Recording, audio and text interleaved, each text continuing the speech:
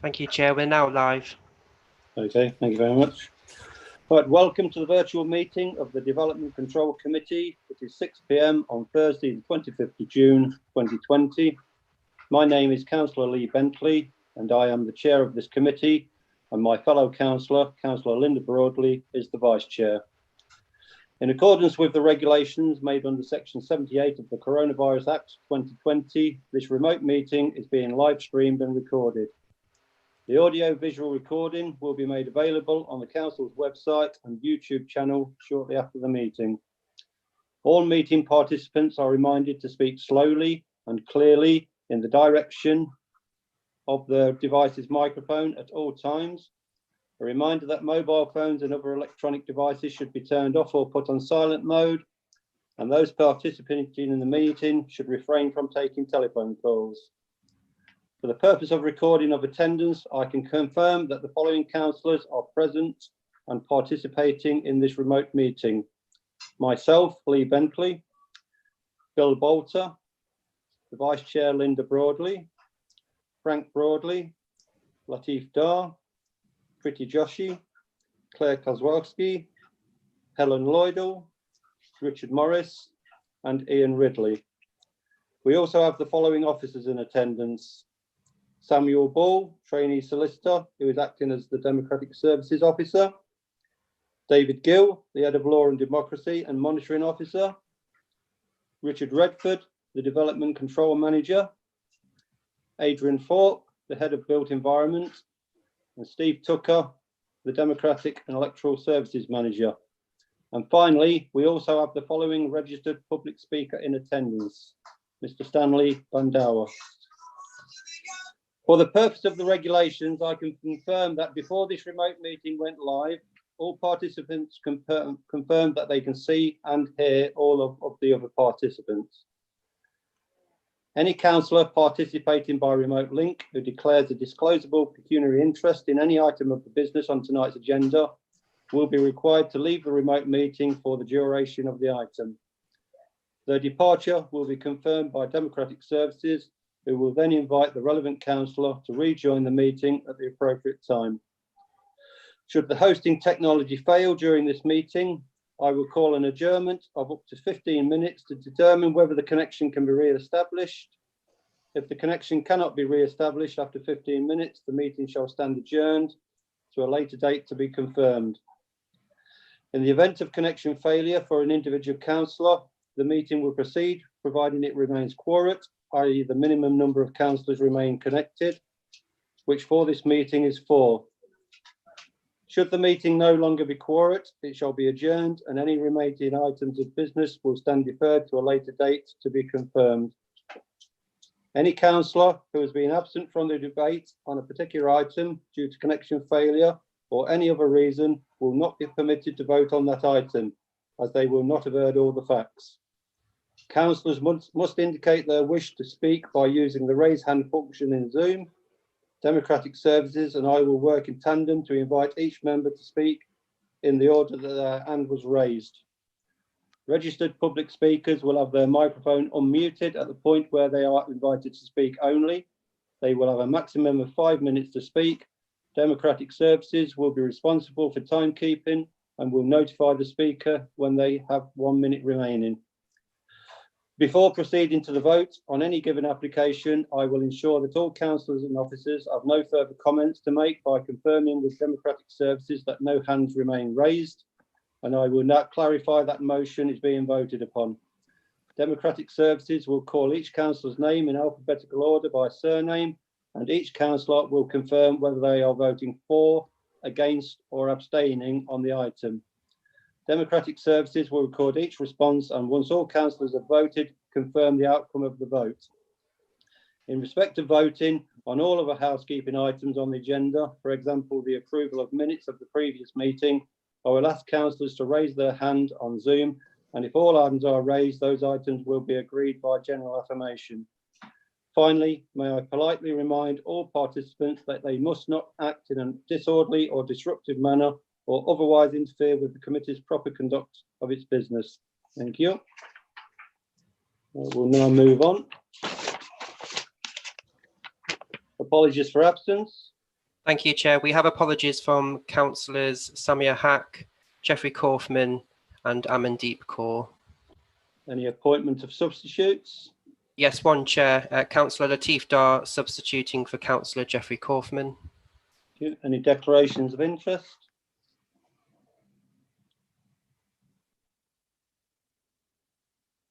I have no hands raised, Chair.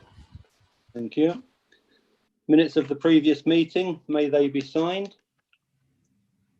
Could I ask councillors to raise their hand if they agree?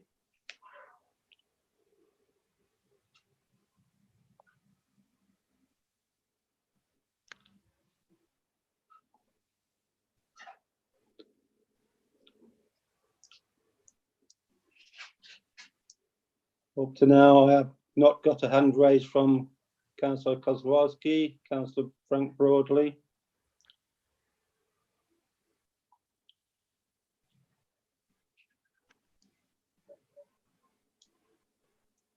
I think Councillor Kozłowski has indicated physically on her screen. It's just Okay. Councillor Dar.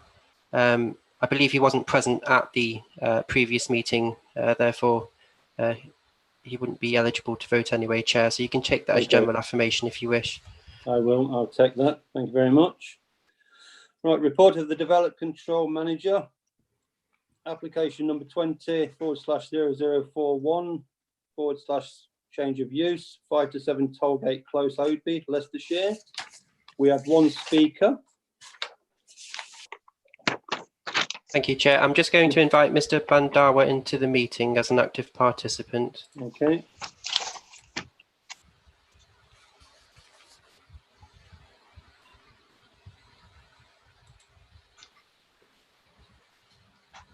Hello, Mr. Bandawa. Can you unmute your microphone? That's perfect. And can you hear and see us? Yes, I can. Thank you. Thank you, Chair. Okay. Thank you, Mr. Bandawa. You have 5 minutes and we'll give you a nod when you've got 1 minute left. Thank you, sir. Good afternoon, everybody. I stand here on behalf of our company A&R Guardian Services Limited. We run a care business, but in this particular issue, our business is to upbring children from 8 to 17 years in a homely environment so that they can grow up in a normal society which would promote their upbringing to a better future.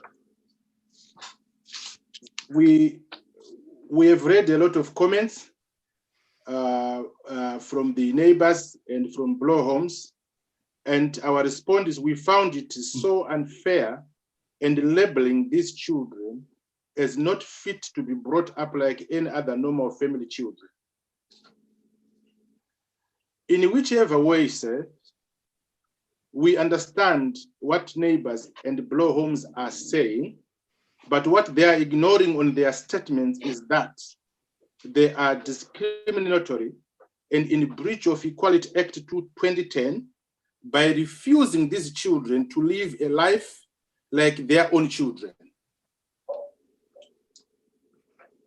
To start with, last year in October, or I think it was in September, I approached the Blow Homes sales office, Cottage Farm, looking for a property to have a business in as a children home. I spoke to the lady of the Blow Homes at the sales office, and I left my business card there, and I was upfront with what we intended to do. She connected us to a number of property owners, and 3 of them actually contacted me. One of them was Mr. Satir, representing his family. And then we discussed from day one what we intended to do. We wanted to upbring children in a safe environment. Him having a child of that nature of learning disability, he thought this was a good idea for us to go ahead. And I've got other 2 property owners in the same area. One of them is waiting for his house to be completed in June so that we can further discuss. So we went on, and for Blow Homes, for them to to come against the idea of us upbringing a family, because our business, ladies and gentlemen, is for upbringing a family. Although it's a business, it requires nothing to add on the property apart from putting on fire risk assessment and safeguarding measures inside the property, which does not change any structure of the property, and not even our company name will be written there, because it's supposed to be a family home.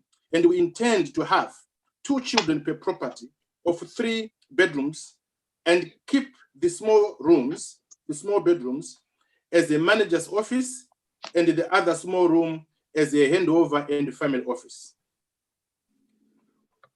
We have invested in this project since November. We have done the fire risk assessment. We have done the safeguarding measures.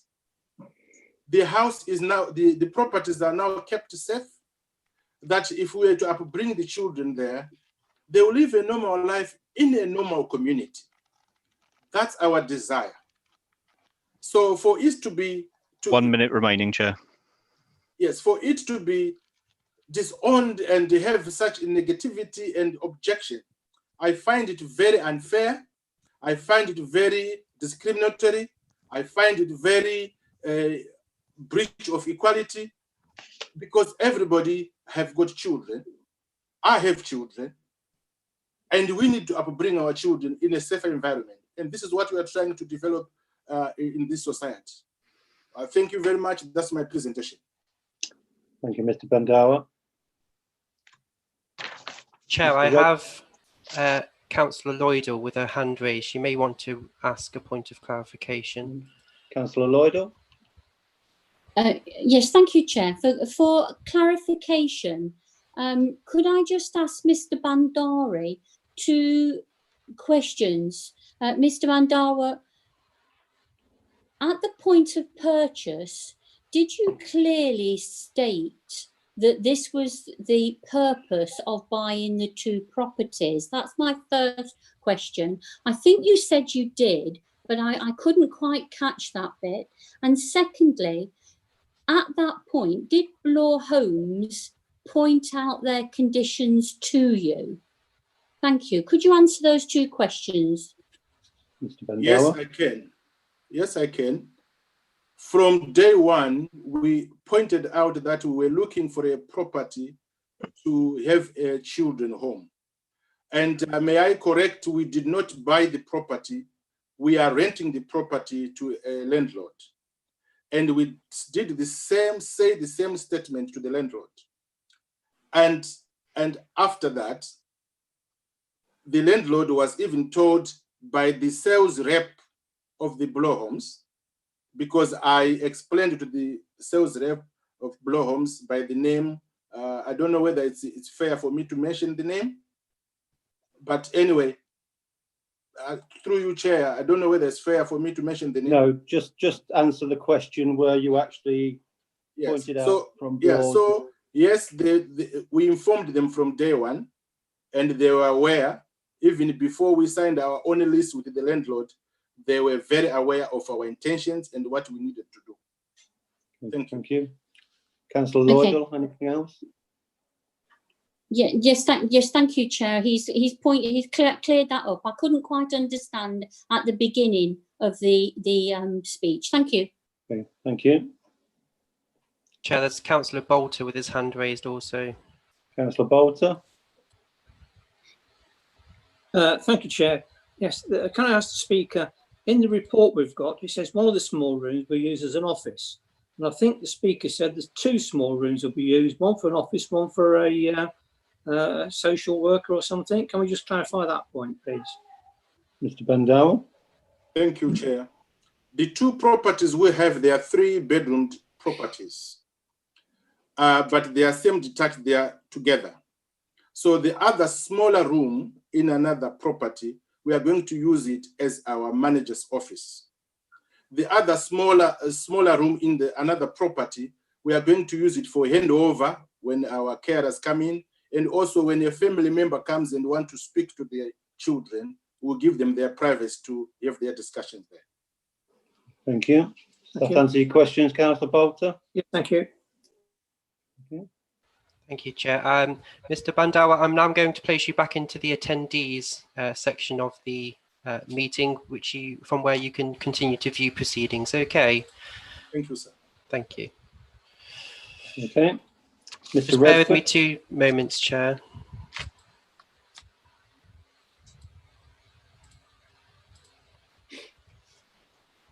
There we go.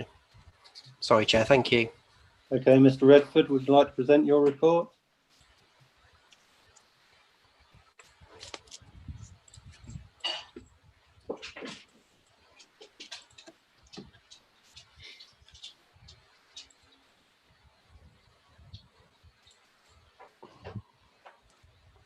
Thank you, Chair. Is the presentation up for all to see? I cannot see it. It's just loading now, Chair. There we go. Thank you. I'll do the PowerPoint first and then do the presentation. So if we can move to the next slide, Sam, please, that would be great. This shows the application sites. You can see properties 5 and 7 and their gardens to the rear and parking areas to the front outlined in red.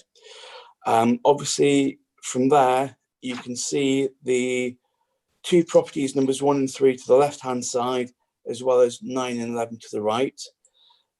Directly opposite the frontage of those, you'll see that the 2 properties face towards the rear garden of another property, but obviously you've got a 4 dual width road and parking spaces and 2 footpaths between the front of the 2 buildings the application relates to and that garden. So there's a distance of at least 15 metres there. Now, if we go to the next slide, these are the properties. The 2 properties the application relates to are those that have got a brick bottom half and the cream rendered top half. So they are the properties in question. So in terms of the presentation, the application before you for determination is for a change of use of those 2 properties in that semi-detached pair from residential dwellings, use class C3, to a children's care home in use class C2. As members will most likely be aware, the site is located within phase 1 of the Blaw's Cottage Farm scheme, which is a residential scheme. So it is surrounded partly by newly built houses, some of which are occupied, some of which aren't. But it should be noted that further into the site, because this area is close to the main road off which access to the estate is obtained, a lot of building work is still going on further back into the site. So, as I said, the application for a change of use from 2 single residential properties to a children's care home, parking to the front, private amenity space to the side. As the applicant said, there is no physical changes to the buildings as such. The representations in respect of the report, obviously the consultation responses are as set out in the main agenda. Further, in respect of representations, members will see from the report that at the time of the report being written, 17 letters of objection had been received.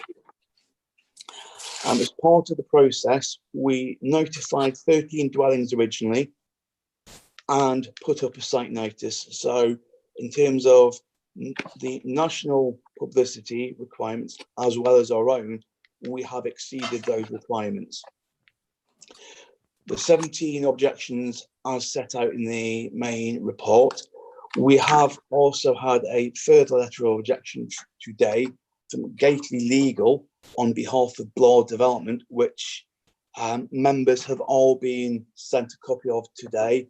Mr. Gill will touch on that once I have finished this section of presentation. Now, the consideration by officers is such that the proposal does obviously represent a change of use from residential dwellings to a children's home, children's care home, within use, so C3 to C2. As set out in the report, officers consider it to represent a appropriate change of use. There is sufficient parking provided in officers' opinion. The use of the units will not be unduly different from a normal residential dwelling, in that they will still provide a form of residential accommodation for the young people, who will be cared for by the company, carers of the company. So we are satisfied that the proposal has got sufficient parking. The use of it is such that we do not consider that any amenity impacts on the surrounding dwellings will differ that much. It won't differ that much from if they were used as dwellings as opposed to the proposed use. And as such, we consider it, notwithstanding the objections, we consider it to be an acceptable form of development in this location. If we can now pass over to Dave, he will cover the letter from Gately Legal. Thank you. Thank you, Mr. Redford.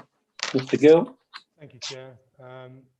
As far as the letter is concerned, as Councillor Lloyd has previously commented, it was late being received. It's fair to say that it was actually sent into the Mr. Gill, could you speak up a little bit, please? Sorry, We're having difficulty hearing you. Is that better? Yeah. Bear with me.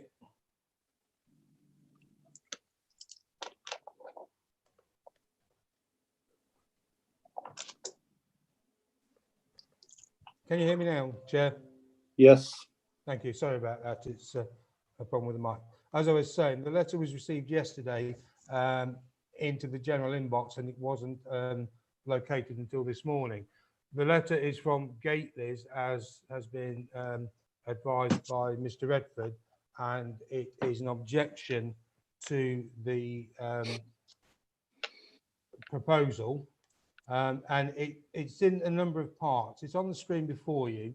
So if I take you through the letter, if you could move down. The first part talks about the fact that the application is in breach of the policies in the adopted development plan and national planning policy.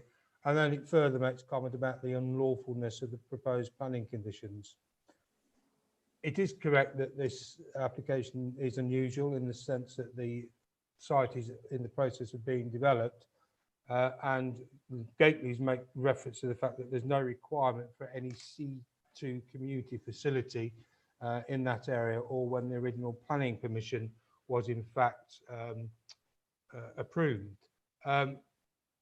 What Gately's don't say is that within the policy that they refer to, there is a definition of what is a community facility, and a community facility in the context of that policy is referenced as something such as a purpose-built structure such as a community hall, village hall, place of worship, health centres,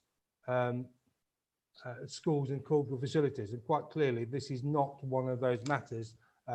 This is a change to a C2 use, which is of a residential basis. The question that has to be asked is that if it's not suitable in this location, then where are we going to put such units?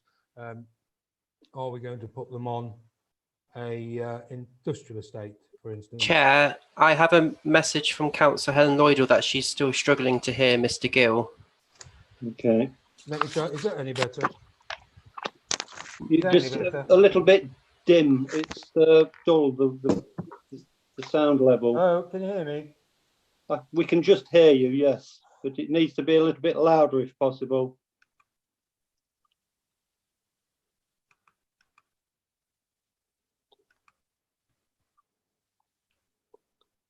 Can you hear me now?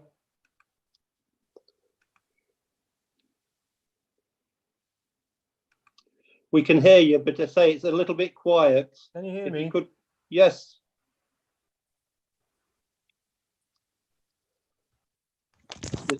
Mr. Ball, Yes. could I suspend the meeting for a couple of minutes while we sort this out? Could you Can you hear me? get in now? touch with Mr. Gill? Yes, thank you, Chair. I'm just going for the purposes of any members of the public watching. The live stream will now be suspended, and we will reconvene shortly after. Okay.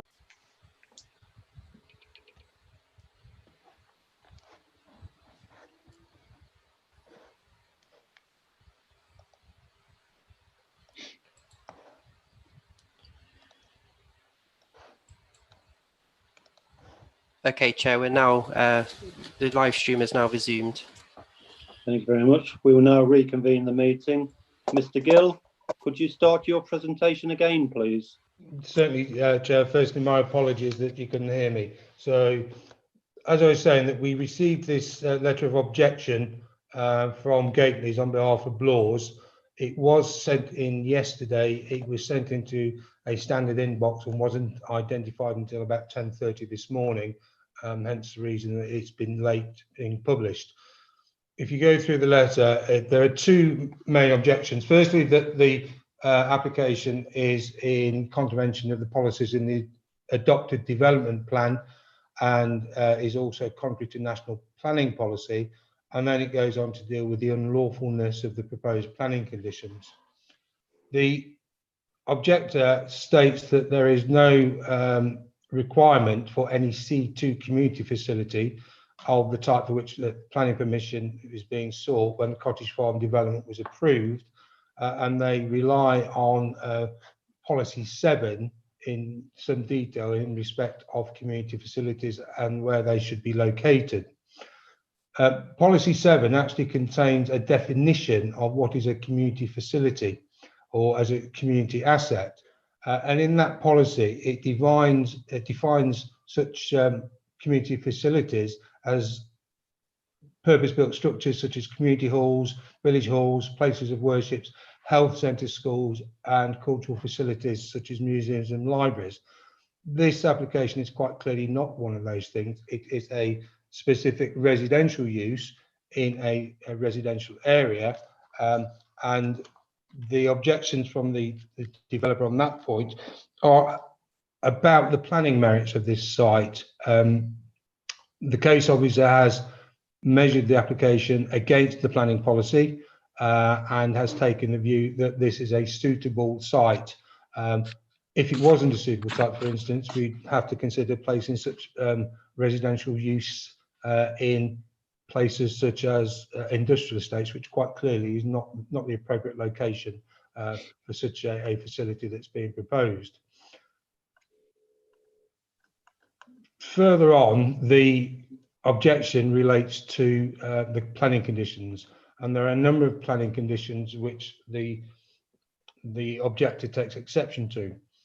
Having taken advice from a barrister this afternoon, the council does concede that those conditions are not necessarily clear and actually not enforceable, particularly in relation to the condition in respect of what we would call a personal permission to the company itself. It's proposed that the planning conditions that are on the agenda are actually amended. And Samuel, if you could call up the proposed conditions, please. The new ones. Okay, they should be on the screen now. Thank you. Can you scroll down slightly? Well, thank you. So we have the first planning condition remains the same. The proposed condition 2 stated that the development hereby approved shall only be operated by the applicant A&R Guardian Services. Now, the objectors raised the point that condition is contrary to planning guidance, because generally you would not have a personal permission to a corporate entity, because that can change. So the people operating that corporate entity may change.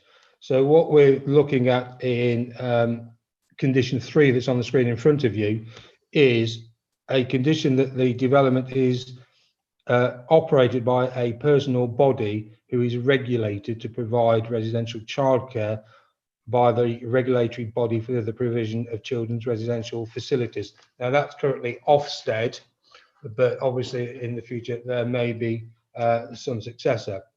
Condition 2 makes it clear that the permission shall relate to the use of the building for that purpose only. And can we go down one, please, Sam? And the condition is to be is permitted shall be carried out in accordance with the approved plans and particulars. What is missing from that is the requirement that there be a reversion. So in the event that the use comes to an end for whatever reason, there was a requirement previously that it would revert back to individual properties. The advice from the barrister is that there is no reason that condition should be there, because in reality it has previously got permission for a C3 use, and unless there is extensive alterations to the property which require major works, then it follows that that use could go from a C3 back to a C2 without having a condition on it and without the requirement for planning permission. The other point that I need to raise, members, in terms of this objection, as you're aware, this is the second part of the objection on behalf of Blaws, and is the issue concerning the covenant, which has already been raised. Can we go to the presentation of the officer, the PowerPoint, please, Sam? The first slide in relation to material planning consideration. So you'll see there, members, that this is central government policy advice about what is a material planning consideration. I won't read all the way through it because you can read through it yourself. It's the final highlighted part where it says that planning is concerned with the use of land in the public interest, so that the protection of purely private interests, such as the impact of a development on the value of a neighbouring property or loss of private rights to light, could not be a material consideration. So the advice to you tonight is you've heard about the restrictive covenant. It's in the report to you. It's in the various letters. That is not a material planning consideration. That is a private law right between Blaws and the owner of this property, and you'll see from the correspondence that they've previously indicated their intent to enforce that, and therefore you should put that aside when you're considering this application and deal purely on the planning merits. Unless there's any questions, Chair, I'm happy to leave it for there at the moment. There's no questions at the moment. Mr. Redford, do you need to continue? No? Do any members have any questions? Councillor Ridley? Thank you, Chair. Just a point of clarification, the conditions that have just appeared on the screen are different to those in my paperwork. Am I looking at the wrong paperwork? I'm looking at the stuff from Modern Gov. When you say pictures, which pictures are you referring to? No, the conditions. So the conditions. Yeah, sorry, yes. These are proposed amended conditions that Richard will come to following the advice that we've received from the barrister this afternoon. As I said in my presentation, we accepted that those conditions were not right, particularly the one about the personal permission to a company. So those conditions have been tweaked, and it's for members to determine whether or not they wish to accept the amended conditions and go from there. Okay, Right, could I just ask a question then regarding the notifications for this application? It's been said in the objections that and the letter from Blows that certain of the households didn't get a letter to inform them of this because although they'd bought the property, they hadn't actually moved in. Is it correct that we should do that, and is it acceptable that those people would not be informed? Mr. Gill? Well, the reality is, Chair, that they have been informed. The letter has gone to the property. It would normally be addressed to the occupier, and it's feasible that quite often situations like this will arise, where it may be one or two properties in the direct area that are unoccupied, or the people are on holiday or in hospital. That of itself doesn't render the consultation invalid. The requirement is that we notify, and we notify by way of site notices and by way of neighbour letters. Okay, thank you. That's adequate. Thank you. Councillor Ridley, you wanted to ask a question? Thank you, Chair. Yeah, I think to Richard this time. It's about traffic, and reading the conclusions on page 13, where it suggests there'll be possibly a decrease in traffic rather than an increase in traffic, and yet the objectors and the applicant also suggested that there would be possibility of visitors in a visitor room. So I just want to clarify that point. Is it likely to be increase in traffic or a decrease? Thank you. Mr. Redford? Thank you, Chair. Officer's opinion is that in reality, it's probably going to be neutral or a slight decrease. This is on the basis that as an ordinary dwelling, you're going to have, now there's 2 parking spaces there for each of them, plus visitors. So you're looking at potentially 3 cars at any one time. Now, in terms of the proposal, we consider that there's going to be staff on site which would utilise the parking facilities, and any visitors would most likely be by prior arrangement. And as such, the levels would stay normal and not be unduly different to a normal dwelling. So hence my saying staying the same, slight reduction. Hope that helps. Is that adequate, Councillor Ridley? Thank you for the response. Thank you. Okay, thank you. Councillor Linda Broadley? Thank you, Chair. I found Mr. Gill's explanation extremely helpful. It sort of clarified things in my mind, so therefore I'd like to move acceptance, please. Okay. Yeah, can I just interject before? Yes, I'm just about I don't wish to something. When you say that you are going to move acceptance, Councillor Broadley, is that acceptance with the amended conditions that we put I was forward? just about to do that. Yeah, Mr. because Gill. yeah. I was So just about to do that. thank you. Yes, Sorry, my it is apologies. with the Yeah. amended conditions. Okay, I think we need to have a vote. If we get the motion on the table, I think then we need to vote as a group to accept the amended conditions. Yep.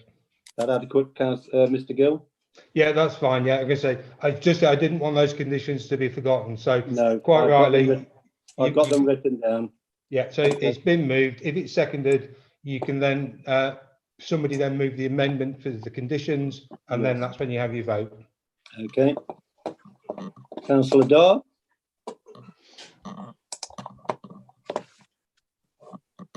Yeah, thank you, Chair. I'm going to go back to notification, neighbour notification.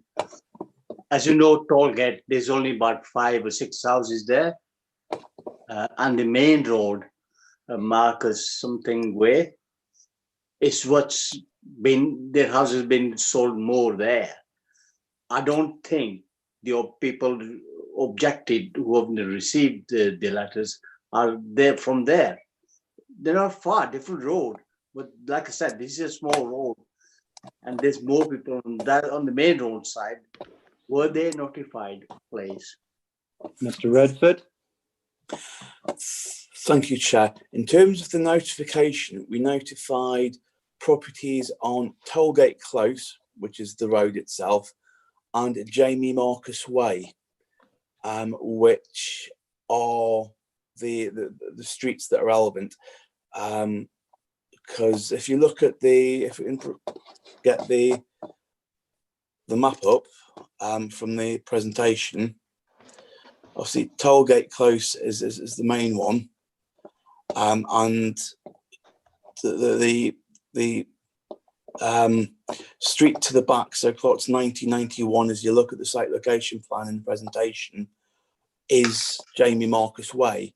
The Tollgate Close is the road itself, but also includes the property marked 113 on the PowerPoint presentation, because it swings round there. So we have notified those that need to be notified, plus a few more. As I said, we notified a total of 13 addresses. The legislation says those that adjoin. So on that basis, using that alone, we would have only notified 6. So you can see we've gone above and beyond the legal requirements in terms of those adjoining the site, as well as our own practice of putting a site notice up to encapsulate more. So I am satisfied that the officer in this case has actually done what is needed and more to make sure that those residents and those properties that are there had the opportunity to comment. Hope this helps.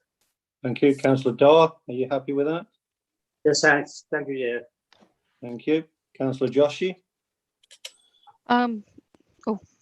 It's unmuting me. Thank you, Chair. My only question is if you can bring the slides back up of the amended conditions, because I didn't quite understand how that works and how it fits in. Excuse my naivety. Now.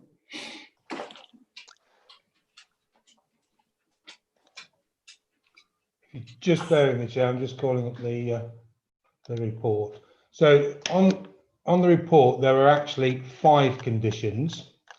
And what has happened is the first condition remains the same, which is the 3-year commencement date. The second condition remains the same in so much as it will only be used as a children's home within use class 2. The third condition was that the development should be only operated by A&R Guardian Services, which was a personal permission to the company. And for the reasons set out in Gately's letter, which we are in agreement with, you can't grant a personal permission to a company. So that has been amended to read that the development approved shall only be operated by a personal body regulated to provide residential childcare by the regulatory body for the provision of children's residential facilities, which is Ofsted. So that is no longer a personal permission, but it's a requirement that it has to be operated by a regulated body. The 4 was to do with the use of it being returned back to order. And what 4 did say was that the termination of the lease or vacation by the occupier, then the development should revert back to the use class C3. Now, on advice from the barrister this afternoon, we are told that is not necessary because it can revert back automatically to a C3 unless there's extensive building works required to the property, in which case planning permission would be required. And then number 5, it's just had some of the wording removed, but in essence, it is exactly the same in that it's saying the development permitted shall be carried out in accordance with the approved plans and particulars listed in the schedule. And the schedule below is exactly the same as the schedule that was in what was condition 5 in the agenda pack. Does that explain your query, Councillor? Yeah, Yes, it does. Yes. I think Mr. Bundawa said that he didn't own the properties. Is that correct? And there was a landlord. He rents the properties. So he has a lease with the landlord. The issue with the covenant is between the landlord and the developer, not the landlord. So not Mr. Bandwardley. So that's the chain of events. You're happy with that, Councillor Joshi? Yes, thank you. Yes. Councillor Bolter? Thank you, Chair. Just a couple of questions. Just for clarification, on page 9, it says here that use class C2 is residential care homes. This is not. Hospitals, it's not. Nursing homes, it's not. Boarding schools, it's not. Residential colleges, it's not. And training centres, it's not. So the report we've got, it doesn't fit into any of these. So how's that? What classification does it come under? That's the first one. And the second one, I'm confused by the new problems, because we're referring to Ofsted. If you read the report, Ofsted have got nothing to do with this at all. It's the local authority who looks after children in care, not Ofsted. So I can't see why we're referring to Ofsted. Right. If I can explain those two. Firstly, Councillor Bolter, it talks about care homes. You're quite right. It talks about residential care homes. That's quite right. This is a residential care home for children. It's as simple as that. That explains that one. With regard to Ofsted, children's care facilities are registered and regulated by Ofsted. I appreciate that in the report there was some confusion because it suggested that Ofsted referred people or placed people, but that's not the case. But they are the regulatory body for childcare facilities. So that's why the condition in 3 says that whoever operates it must be regulated with Ofsted. Not the local authority. Not the local authority. The local authority may place them, but Ofsted are the body responsible for regulating them. Local authority, I mean county council, not the borough council. Okay. So you're regarding residential care home for this is for children. Yes. The definition of residential care home is for those over a certain age, more than 18. Not necessarily. It could be a residential care home for an adult. You have residential care homes for people in their 20s that have care needs that aren't able to look after themselves. It's a generic term, and there's no other way of describing this. It's a children's home where the children are residents, so therefore it's a residential care home. Okay, that's fine. As long as we're with the definition, that's all. Thank you. Councillor Joshi, you want to come back? Yes, please. Thank you, Chair. It was just with regards to Ofsted, I think you've answered the question as well, because I did a bit of digging into that, and they didn't have a very good result from Ofsted previous with other businesses that they run, ARC. But also the CQC report was quite alarming for me as well. So in its entirety, it's a good idea, but I'm just a bit concerned about the responsibility of the CQC and the Ofsted remains with the actual with the owners of the business, because they have to. Councillor Joshua, can I interject there without wishing to be rude? That is not a material planning consideration.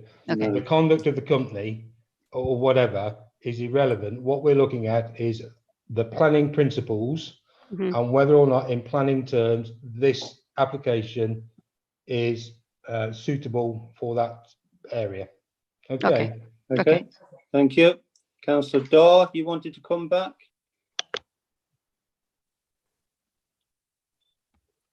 Councillor Daw? Sorry. Councillor Daw, can you unmute? That's it. Yeah, I've done, yes. Okay.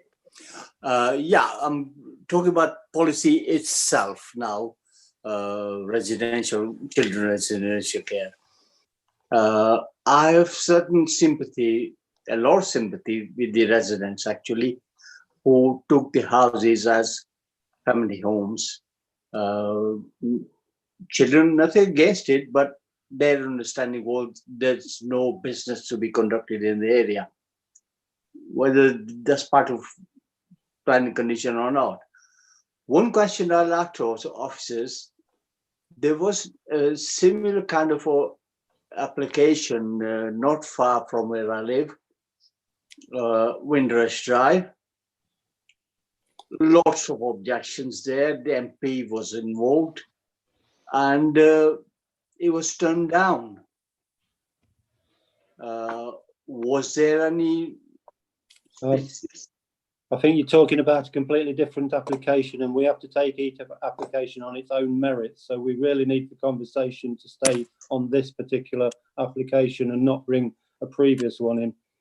Do you have anything to say on that, sorry, Mr. Gill? I totally agree with you, Chair. You got there before I did. Okay. No, Chair, my question was, you consult the residents. It seems you consult them, but you don't actually listen to them. That was my point. That's Okay. why I said there were lots of objections here, lots of people involved. Was that the reason was turned down? Not the specific. Similar issue they have. This is a residential area. There's a need for children's home, not next door to me. Thank you. It was turned down. I'm not asking for reasons for that and this particular reason, but I still feel there's grounds to reject this application based on the residential, what you call it, amenities grounds. Okay, thank you, Councillor Dar. Councillor Lloydell. Yes, thank you, Chair.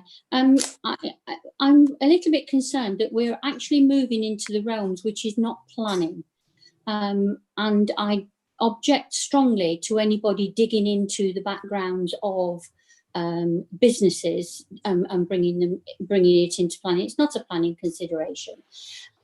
Law Homes actually say in their own letter that this is much needed housing. None of us, when we buy a property anywhere, know who's going to buy a property next door to us. And we don't have any say over that. We just have to live with it. These children have just as much right to live in a family environment as anybody else. And we should not be taking that right away from them. I don't see anything in this report that gives us grounds to refuse. If law want to take this to court, then that's their business. We have done everything by the book, and we have, in my opinion, no grounds to refuse. If we did refuse this, Mr. Gill, would we be able to defend this in court? Could you just answer that? Mr. Gill? It would very much depend, Councillor Lloydell, on what grounds you give for refusal. Because obviously, if you're minded to refuse it, you have to come up with planning grounds. And so far, the only one that has been obliquely mentioned by Councillor Dar is amenity. But as you just quite rightly said, I could buy a house tomorrow. I don't know who the neighbours are. You know, I might have, you know, a neighbour from hell. But I would strongly advise that unless you come up with other grounds, which is a matter for members, not for me, as it stands at the moment, my advice is that you should approve this, subject to further debate and subject to any amendments that you're going to consider with regard to conditions. Councillor Lloydell. Yes, Chair. I would very much just like to move now to the vote. Thank you very much. Okay. Councillor Bolter, can I just remind members before Councillor Bolter speaks that we only have the application moved. We do not have a seconder. Councillor Bolter. Right, I'm going to second the motion to permit the application. Reasons being, I can see no planning grounds on which to refuse the application. Okay. I've looked very carefully and I can't see any planning grounds to refuse it on. Unless somebody can come up with some planning grounds that will be able to be supported at appeal, and I've still not heard anything yet, I suggest we move ahead to a vote to permit, unless somebody wishes to move to an amendment to otherwise, to permit the application with the amended recommendations that have been sorted out this afternoon by our external barrister. Okay, right. I'm going to accept one more speaker, Councillor Dar, before we move to the two votes. Councillor Dar. Thank you, Chair. I think you're going to clarify what the two votes are, but I just wanted to say, if the application is in front of you, you look and you support it or don't support it. If somebody speaks against that, I'm not taking out on any one of you here, and I resent being told they don't like when somebody speaks against the application.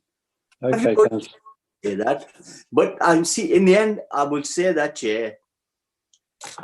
To be honest, Bruce have messed it up. If they have the covenant, they should have done something about that.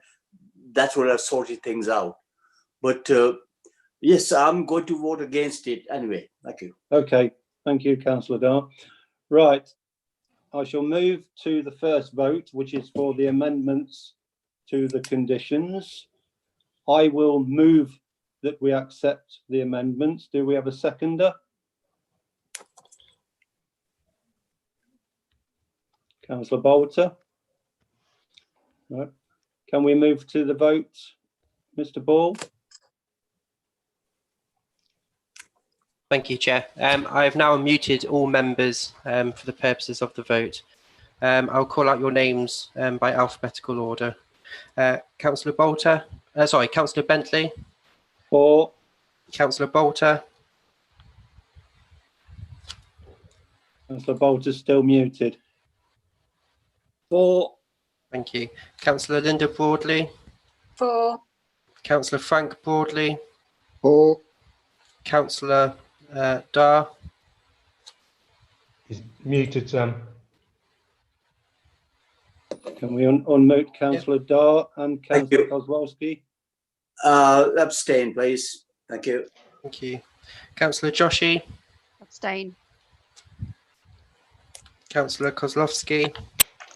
Muted, Sam. She's muted. Councillor Kozlowski, could you accept the notification to unmute yourself?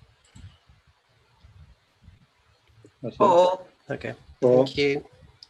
Councillor Lloydell. For. Councillor Morris.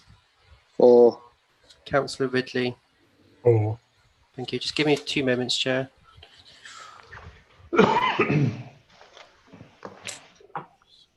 Chair, I've got 8 for, no against, 2 abstentions. That's what I've got. Okay, that motion is carried for the amendments. We'll now move on to the main vote. It has been moved by Councillor Broadley, seconded by Councillor Bolter to accept the recommendations from the officers. Could I have the vote, please? Councillor Bentley.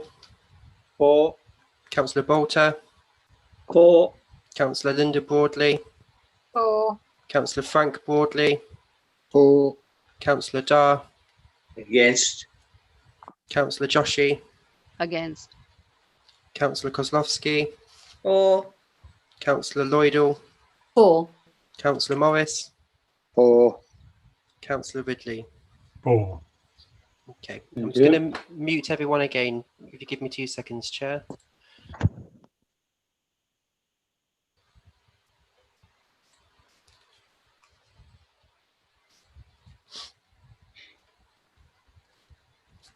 Again, Chair, I've got 8 for, 2 against, 0 abstentions. Okay. In that case, the application is approved. We have no more business to attend to, so I will formally close the meeting and thank you all for your attendance.